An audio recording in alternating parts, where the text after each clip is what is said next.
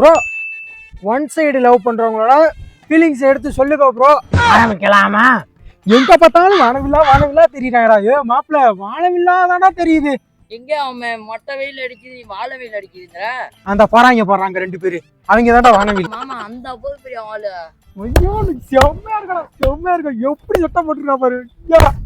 சூப்பரா இருக்கா. என்னன்னா அவன் பவுடர் போறான்னு தெரியல, அவ்வளவு வாசம் அடிக்குதுடா. மதுரைக்கு போவாமடி மல்லிகைப்பூ கொண்ட வைக்கும்.